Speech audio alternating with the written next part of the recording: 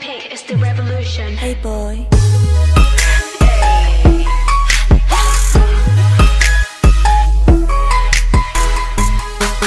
Blackpink in your area.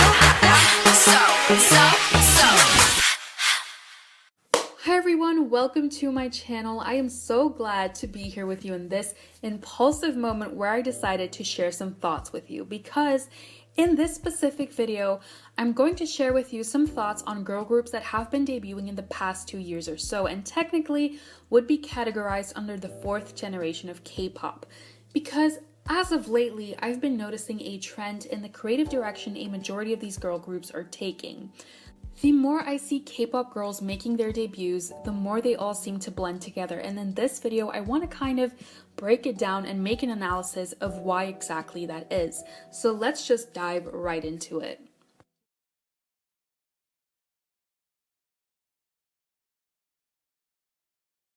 If you look at the overall concept of the girl groups that have debuted throughout 2018 and 2020, there are some key elements that reoccur in each of their concepts, such as colorful music videos, and these colors usually stay in the realm of either pinks and purples or bright neons.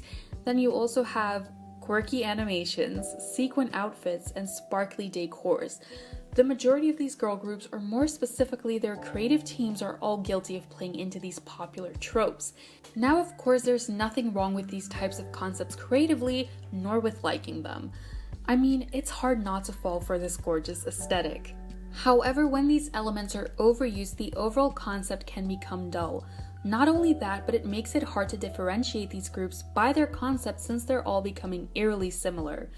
Besides that, it could actually be a detrimental disadvantage to lesser known rookie groups, as they generally do not have a company that has the means to give them the same amount of exposure that a large company normally would.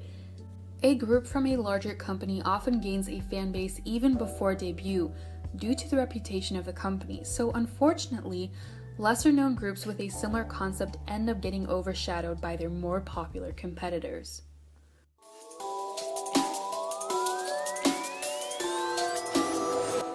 When looking at the music of these newer groups, the overall message they're conveying is one of self-confidence and self-acceptance.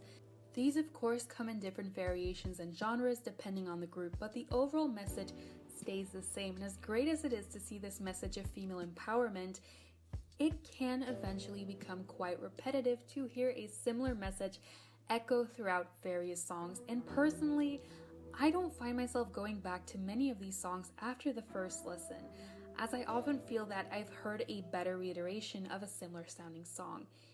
But despite the overuse of these popular elements in these recent debuts, there were still a handful of girl group debuts that I did actually enjoy. But there are also a few whose current concepts kind of stray away from what is currently popular, which I tend to take a liking to.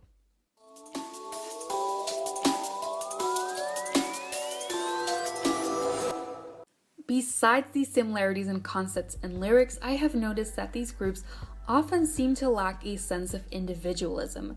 Now, it has been made more than clear that they're supposed to represent confidence and female empowerment.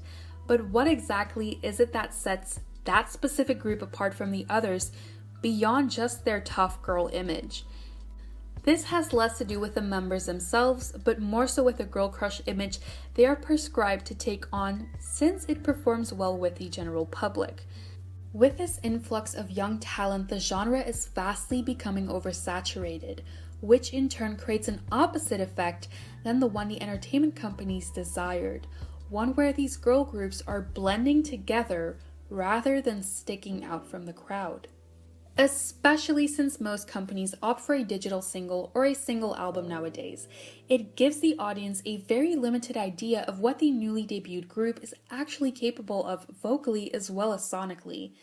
But the members themselves were taught to strive towards perfection, and this is reflected in their vocals, performances, and stage presence. But very little of that talent gets to be showcased because of this now common, limited debut format.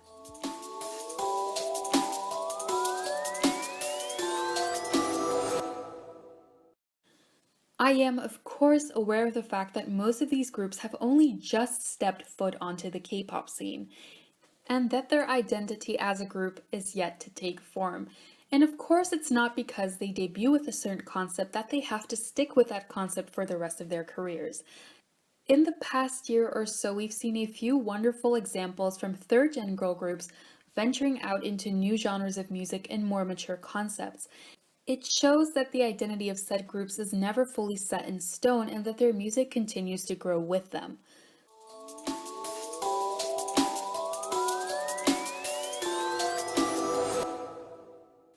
It is certainly not my intention to judge these groups or their work too harshly, but it is a tad bit disappointing to see this lack of variation in concepts recently.